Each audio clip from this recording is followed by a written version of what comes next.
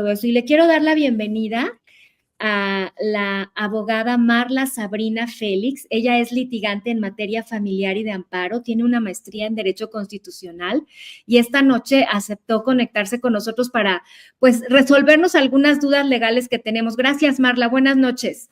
Hola, buenas noches. ¿Cómo me escuchan? ¿Me escuchan bien? Muy bien, Perfecto, bienvenida. perfectamente. ¿De dónde eres? Hola. Buenas tardes, un placer estar con ustedes. Y bueno, aquí lista para platicar del tema de Maribel y Imelda Tuñón, que ha sido una sorpresa para todos en el país, ¿no? Está revolucionando ahorita el tema de cómo vemos a las madres y pues sí, es correcto, ¿no? Que una abuela luche por sus nietos. Claro. Yo quisiera preguntarte, Marla, la reacción de la fiscalía, ¿cómo opera? ¿No? Aquí entiendo, o lo que sabemos públicamente es que es una abuela que aparentemente detecta conductas que no debiera tener una madre con respecto a su hijo y va y levanta una denuncia ante una fiscalía que defiende a los menores. Claro. Y en un día resuelven quitárselo a la madre para dárselo a la abuela. ¿Cómo opera una fiscalía o cómo deciden dárselo a la abuela en menos de 24 horas? Esto es sumamente irregular, es algo que yo creo que a todos, propios y ajenos, tanto abogados como a ustedes también y a las personas que nos ven ahorita, les llama mucho la atención. ¿Por qué? Porque no es lo regular, vaya, que sea tan rápida la justicia, sobre todo en este país, donde incluso presentar una denuncia en la Ciudad de México puede tardar hasta 2 semanas que te admitan la simple denuncia y que le pongan un número de expediente. Entonces, esta celeridad, pues sí es un tanto, llamémoslo, inusual. Sin embargo, lo que debería de ser en el caso de los menores, precisamente es que sea así en todos los casos. O sea, yo no me puedo quejar de que fue tan rápido porque debería ser lo correcto. Sin embargo, pues no lo es. Y ahora hay que pugnar para que sea así en todos los casos donde un menor esté en riesgo. En este caso entiendo que se está denunciando por violencia familiar, que es un delito que muchas veces no nos hacen caso, incluso cuando una mujer denuncia que sus hijos y ella está siendo víctima de este delito, pues en la fiscalía le dan largas, te aceptan la denuncia por escrito, por ejemplo, como la que presentó Maribel, y te citan 4 o 5 días después para que la ratifiques, y hasta ese momento te dan las medidas de protección, que es algo que está operando ahorita durante pues una extensión de 90 días más, y por esto es menor está con su abuela, ¿no? Pero esto no es tan rápido, o sea, en la realidad no es así de rápido. ¿Y por qué Marla, le quitan a la madre el derecho de estar con su hijo si no se ha probado lo que se está diciendo en la denuncia? Por el tema del delito y por lo que se está poniendo en duda, que dicen que hubo como una pastilla que le dio la mamá al niño, que esto provocó que el niño tuviera mucho sueño, y va ligado a un tema de un medicamento psiquiátrico, ¿no? Entonces, por este motivo, sí pudiera ser que se retire el niño. De hecho, el Código de Procedimientos Penales, Nacional de Procedimientos Penales, trae estas medidas precautorias para salvaguardar la integridad de todos los que denunciamos siempre que tengamos este derecho, ¿no? En el caso de Maribel, ella denuncia amenazas y hostigamiento, y ella también tiene derecho a estas medidas de protección en contra de su agresor, que en este caso sería Imelda. Y en el caso del niño, pues también es válido que tenga estas medidas de protección, pues así sea la madre o sea cualquier otra persona. En cuanto al sistema DIF, el sistema DIF sí retira a los niños de hogares donde los padres son adictos y no hay nadie más que se haga cargo de ellos. Cuando hay alguien más que se haga cargo de ellos, el DIF investiga y se los da a esta persona. y este proceso aproximadamente, Marla, ¿cuánto tiempo toma? Porque efectivamente, en el caso en la etapa de investigación de los familiares que podrían quedarse con el niño, pues fue cuestión de, creo que 5 o 6 horas en las entrevistas y en revisar los perfiles. O sea, fue muy rápido. Generalmente se busca que el niño no se quede en un albergue del DIF. ¿Por qué? Porque esto puede ser incluso revictimizante para el propio menor. Cuando los niños se quedan en un albergue del DIF es cuando nadie más puede cuidarlos, cuando el papá no está presente, como en este caso, o que no tiene familiares identificados, o que pudiera haber un riesgo de que los otros familiares le hicieran daño al niño. En este caso tengo entendido que la abuela Maribel Guardia se sometió a una serie de estudios y también el abuelo materno para determinar quién era la persona idónea y se determinó que era la abuela materna. En caso de que ninguno de los dos hubiera sido idóneo o no tuvieran una casa apta para tener al niño o tuvieran riesgo de pues sustraer al menor, el niño se hubiera quedado en un albergue del DIF. Hay muchos casos en los que pasa eso, incluso cuando los dos padres se lo están peleando, a veces los niños quedan con el DIF durante meses. Y bueno, en cuanto a los tiempos y todo esto, realmente no hay una temporalidad. En México, sobre todo en la Ciudad de México, los juzgados y las fiscalías están rebasadas. Entonces allá todo es muy lento, muchísimo más que en otros estados de la República. Así que, pues para decirles un tiempo, realmente no sabría decirles, pero siempre se busca que los niños estén en el menor tiempo posible en los albergues del DIF. Esto normalmente hubiera tardado, yo creo, 3 días o una semana, pero pues por ser el caso que es, no duró más de 5 horas. Lo Ahora, cual es bueno para el niño, o sea, hay que decirlo. claro. ¿Qué pasa, Marla? Perdón que te haya interrumpido. ¿Qué pasa cuando de pronto hay en una primera información 10 días de custodia temporal, por así llamarlo, ¿sí? Del niño con Maribel y de pronto se extiende a 90 días? ¿En qué momento o en qué paso del proceso la fiscalía dice se extiende a 90 días? En bueno, hay que verlo desde la raíz. Esta no es como una medida judicial, ¿no? Es una medida de protección para el niño. Son medidas precautorias para evitar que ocurran cosas. Entonces, tú pides esta medida de protección y te la da la fiscalía y se puede ir extendiendo siempre. Como fue primero en 10 días, luego fueron 90, después de los 90 pueden dar otros 90 días y así puede ir las medidas de protección. Tanto, también Maribel debería tener, no sé si las tiene, pero yo creo que sí debería tener ella medidas de protección porque está denunciando hostigamiento y amenazas. Y pues el niño también tiene medidas de protección para que, pues en este caso, la madre no siga ejerciendo la violencia familiar en su contra, que la señalan como violencia psicológica, incluso hasta patrimonial, ¿no? Por ahí se había señalado en la denuncia. Pero ¿qué pasa en estos 90 días? Porque en estos 10 días como que no vemos que hayan hecho algo o que hayan investigado algo. Eso es lo curioso, que al principio fueron muy rápidos, pero por lo que señaló Maribel Guardia en su rueda de prensa, pues pareciera que ahora sí ya están en México otra vez, ¿no? O sea, abogada, ¿tú sí crees que Maribel usó a la corrupción? O sea, por este caso. No, yo creo que no es necesario que ella vaya a la corrupción porque por ser quien es, obviamente la fiscalía no va a querer tener un problema con ella, pues.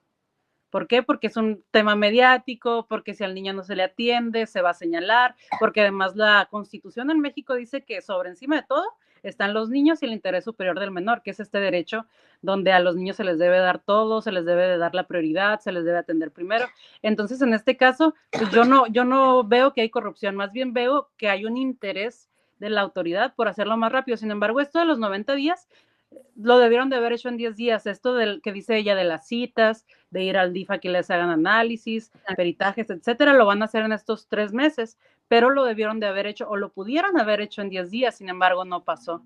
Y ahora pues ya está operando en tiempos de México, ¿no? Le han de haber puesto, yo creo, una cita dentro de 2 meses, otra más dentro de 3 meses, la visita, porque el DIF luego hace visitas a los domicilios, también ha de haber sido en unas 4 semanas, y a lo mejor estas medidas se las van a extender porque lo normal es que el DIF te pone citas y luego te las va prorrogando, no es como una ley de así fija de que vaya a ser el día que les dijeron, porque igual pueden llegar a la oficina del DIF y ya se retrasó porque la persona de antes duró más horas, etcétera. O sea, realmente sí es un periodo cansado y 90 días pues son muchos para estar separado de un hijo. Sin embargo, en tiempos de investigación de la fiscalía, pues no es nada 90 días. Marla, sobre estos estudios toxicológicos que presenta Imelda en un laboratorio privado, son estudios de orina que salen negativos, o sea que ella no sería adicta. ¿Tienen validez para la fiscalía o no tienen validez alguna? Pues pudiera tomarse como un indicio. En caso de fiscalía, tendría que ser un perito el que emite el dictamen y tendría que ir a ratificarlo. Sin embargo, esta prueba, la prueba de orina para un análisis toxicológico no es la prueba idónea. La prueba idónea sería un análisis de cabello, con un químico que sea certificado, que tenga todas las credenciales y pues vaya la tecnología para poder determinar si hay o no la adicción. Marla, que fue la que sugirió, Maribel, el viernes justamente en esta conferencia, que dijo la del cabello. Mucha gente dice, oye, la orina cualquiera, o sea, yo le puedo prestar mi pipí a alguien y ese pipí que está sano y limpio puede aparecer en ese archivo. No, pero aparte las drogas se salen muy rápido. Incluso yo lo platicaba con un genetista que es quien hace aquí las pruebas toxicológicas en Baja California y él me comentaba que si bien es cierto en el cabello puede estar, pues también los hombres, por ejemplo, como tú, Gabo, que te cortas el pelo seguido, pues si te drogaste hace 2 meses, pues ya no te va a salir en el cabello, pues. ¿Me sabes algo? No, pues es nada más un ejemplo, pero esta prueba, si bien pudiera abonar en algo, pues no es determinante. Y el tema, bueno, lo que yo había abierto es que no precisaban si era ella adicta a las drogas o al alcohol. Entonces, cualquiera de las dos problemas que ella tenga, pues igual no es lo óptimo para que un niño se desarrolle, y sobre todo si está al cuidado de esta persona, ¿no? También yo De leía hecho, que había un molino como con sertralina y creo que aspirinas, y ¿no? sí, Y sí, pues sí. esto ni siquiera es una droga inhalada, pero pues no sabemos el estado mental en que se encuentra la persona para moler estas cosas que luego a veces se venden, ¿no? Como drogas, pero pues no lo son. De hecho, en Claro. la denuncia, Maribel sí menciona las dos cosas, las dos adicciones, tanto a drogas como al alcohol. Eso está en la denuncia. Marla, quería preguntarte, la semana Dígame. pasada los abogados de Imelda enviaron un comunicado diciendo que iban a intentar anular estas medidas precautorias, argumentando violación a los derechos humanos tanto del niño como de Imelda. En ese sentido, Marla, ¿tú ves en este caso alguna violación a los derechos humanos, ya sea del menor o de la madre del menor? Bueno, como les comentaba, en este caso es una ponderación de derechos. Se le llama cuando hay dos derechos que chocan. Están chocando los derechos de Imelda contra los derechos de su hija. ¿Cuál derecho de Imelda? Pues a lo mejor al libre desarrollo de la personalidad, a irse de fiesta, a tomar drogas, o no sé, pues cualquiera que ella tenga, o incluso convivir con su hijo, con el derecho, con el interés superior del niño, a tener un medio ambiente sano, a tener un buen ejemplo, a ser correctamente educado y guiado, ¿no? Que esto viene en la Ley General del Menor, de los niños, niñas y adolescentes. Entonces, como chocan estos dos derechos, el juzgador tiene la facultad de decir, bueno, los derechos de ella, pues si bien existen, vamos a preferir los derechos del menor y vamos a respetárselos. En el caso de que se le hayan violado derechos humanos, pudiera ser que no esté bien fundamentada estas medidas de protección, por ejemplo, que no hayan dicho la verdadera razón de por qué se toma esta medida tan fuerte como no permitir que un niño tenga contacto con su madre, ¿no? En el caso de Maribel lo entiendo porque en las amenazas se te separa totalmente de la otra persona para salvaguardarte. Sin embargo, en el caso de un niño con su madre, pues debe estar bien motivado la razón del por qué se tomó esta determinación. Y me imagino, a como lo dicen ellos, es que tal vez van a recurrir a un juicio de garantías, a un juicio de amparo, para señalar que les violaron los derechos humanos, pero igual en este caso se determinaría como un caso urgente porque es un menor, hay un niño, pues. Entonces, si ellos se van a amparar, pues tiene que ser algo muy rápido, porque lo que Oye, está Marla, ocurriendo es un acto, por así decirlo, de imposible reparación, así se le llaman jurídicamente. una Bueno, duda. Por ejemplo, Flores Van hizo a una... Lu, ya llevaba, ya iba en la Yo fila. lo que quiero saber es, o sea, yo he visto casos, de verdad, no de drogadictos, alcohólicos, golpeadores, violadores, secuestradoras, lo que tú me digas, que luego no los desvinculan de sus hijos. O sea, si los niños están en peso y talla, sí, vaya, o sea, intenta al menos la autoridad mediar para que convivan y puedan em, como digamos, rediseñar la comunicación y el vínculo, ¿no? Entonces, me llama mucho la atención esta medida en donde la apartan completamente de el niño, siendo que la propia Maribel dice que nunca sufrió de golpes, que no lo maltrataba, etc., ¿no? en este caso, tú dices que sería bueno, la persona con el que se cometió el delito, el niño o cualquier otra persona. No. Yo digo que lo que o sea, vaya, yo digo que hay personas que incluso cometiendo delitos que están Okay. bajo un juicio en donde todavía no se ha determinado su culpabilidad o su inocencia, Sí. sí les permitan seguir conviviendo con sus hijos. Y en este caso a Imelda le suspendieron la Las oportunidad de visitas, revincularse con su hijo, aunque sea con supervisión. Me parece muy drástico, o sea, es ni algo que llamadas. siento que afecta al niño Sí, también, ¿no? claro. El tema Ni aquí es llamadas. que Maribel decidió irse a una instancia penal y no a una instancia familiar. El abogado de Imelda, no sé si ustedes recuerdan, dijo que ya se había demandado una restitución de menores. La restitución de menores es un tema que se lleva en un juzgado familiar. Entonces, aquí, siempre que hay un tema de niños y que ver con quién se queda, a quién le es mejor el derecho, pues se tienen que accionar las dos vías, ¿no? Tanto la penal como la familiar. La del juzgado civil, donde el juez va a decir si el niño tiene derecho a convivir precautoriamente o tener convivencias supervisadas o a llamadas o mensajes por WhatsApp con sus hijos, ¿no? La persona. En este caso, pues esto es aún más lento y se tiene que llevar de manera paralela al juicio, a la investigación penal que se está haciendo en este caso. En este caso, si un juez familiar determina que esta medida pues no debería de ser y que deberían de tener, por ejemplo, convivencias supervisadas o que deberían de tener videollamadas o a veces llamadas por teléfono, pues ya será otra opción. En el caso que tú señalas, Analu, pues pudiera tratarse en esta ficción de casos en los que el niño no es la víctima del delito. Por ejemplo, tú dices, pues el papá pues está señalado por ser secuestrador, que ahí generalmente en secuestro, nos estamos yendo así a un muy drástico el ejemplo, ¿no?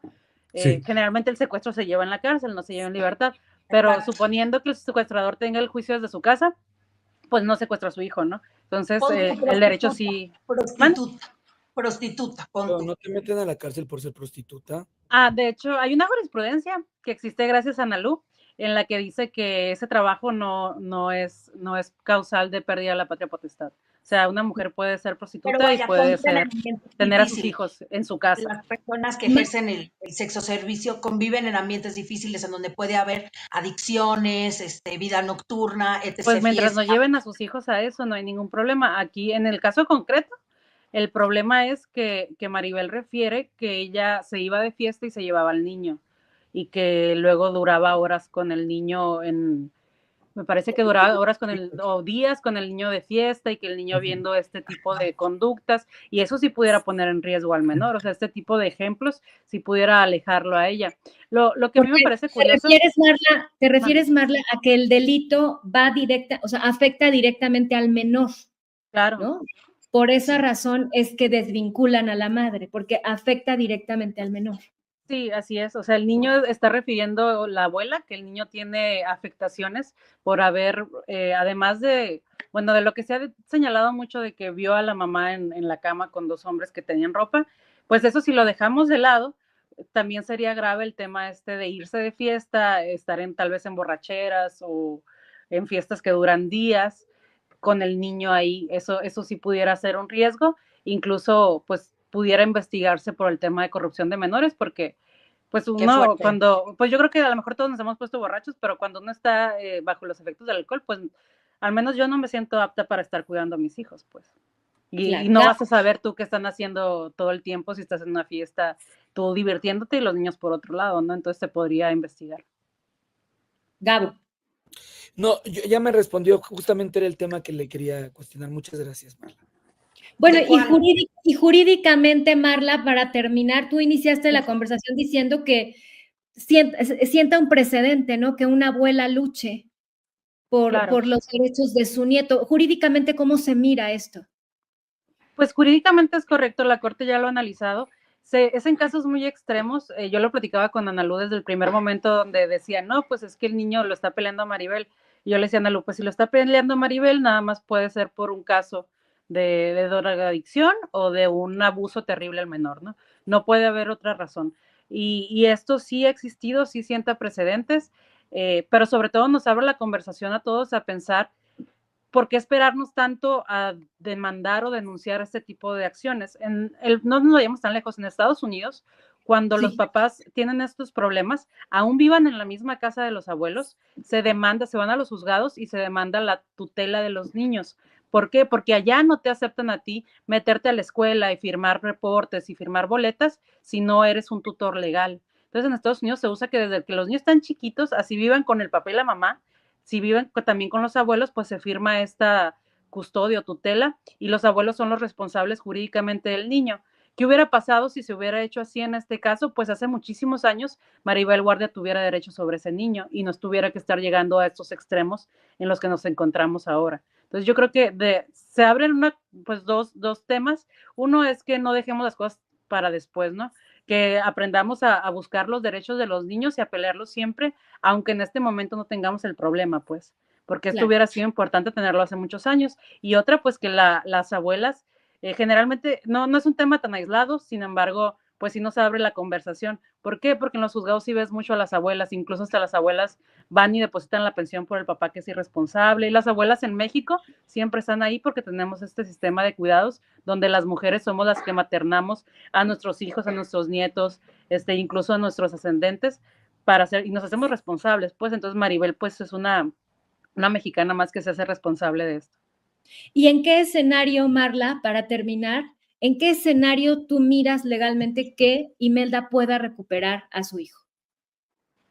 Ella pudiera recuperar a su hijo si acepta lo que se le está señalando y entra a un tema de tal vez de rehabilitación o de terapias constantes. Muchas veces se les condena a ir al psiquiatra de manera permanente y estar comprometiéndose a hacer cambios en su vida para poder ser, que su entorno sea apto al menor. Entonces, en este caso ella refiere que pues ella niega todo, ¿no? Pero sí, en caso de que sí las acusaciones sean reales, ella tendría que someterse a un tratamiento que la haga apta para estar con su hijo y pues para no ser un riesgo para el niño, que eso es lo que más está analizando este caso, o sea, en qué riesgo, qué tanto significa ella un riesgo para su hijo, pues. Pero, por ejemplo, salir ahorita a decir, yo hice esto, yo hice el otro, cuando tal vez en tu juicio no te favorece, o sea, lo que yo decía hace rato, no sé, a mí me parece una mala idea. O sea, las declaraciones que ella está dando, si bien no son una declaración judicial, sí son objeto de prueba, porque todo lo que sale en la prensa, las columnas periodísticas, las declaraciones que ella dé, pueden ser entregadas a la autoridad. En este caso, a Fiscalía están abiertos siempre para pruebas, porque están en investigación. Entonces, si ha dado una entrevista ahorita y mañana Maribel lo lleva a Fiscalía, pues va a ser bien admitida, ¿no? En el caso del juzgado familiar, donde ella está pidiendo la restitución, pues también las pruebas que se vayan generando se van entregando. ¿Por qué? Porque son pruebas supervinientes, o sea, las que se vayan generando nuevas y hechos nuevos los puedes ir entregando al juzgado, ¿no? Entonces, pues ella tiene que tener mucho cuidado con qué dice, y si bien no es falsedad de declaración el decir mentiras ante un medio, pues sí es un indicio del estado mental y como de la coherencia de las personas, y se puede argumentar de muchos modos para que esto a ella la perjudique. Y en el otro escenario, Marla, en el escenario que ella lograra comprobar que ella no es adicta, que la prueba toxicológica que le realice la Fiscalía salga también negativa, ¿eso afectaría la convivencia de la abuela con el niño? O sea, es decir, si el caso se revirtiera en un sentido hipotético. Pues igual la abuela tendría que pelear la convivencia con el niño en un juzgado familiar. Igual, lo que está haciendo Maribel es una obligación que ella tiene como ascendiente. La Ley General de Niños, Niñas y Adolescentes nos marca obligaciones a todos los ascendientes para salvaguardar al menor. Si ella piensa que el niño está en estas condiciones como lo ha señalado, pues lo correcto es lo que está haciendo. En eso hay que ser bien claros. Ella no tendría una sanción por haberlo hecho. Sin embargo, si la mamá no quisiera permitir, si se volteara todo y la mamá tuviera 100% la guardia y custodia del niño, pues ya tendría que ser la abuela quien peleara tener esta convivencia, que igual también pasa, y eso pues no es tanto problema, porque como les digo, ahora en México hay convivencia supervisada, hay esta posibilidad de la tecnología, las videollamadas y todo esto. Sí es posible. Marla, te agradecemos muchísimo tus conocimientos, nos has dejado muy claro el panorama que está bastante intrincado. Gracias de verdad por ayudarnos. No, gracias a ustedes, les mando un saludo y pues mucho gusto a todos. Un placer. Gracias. Gracias.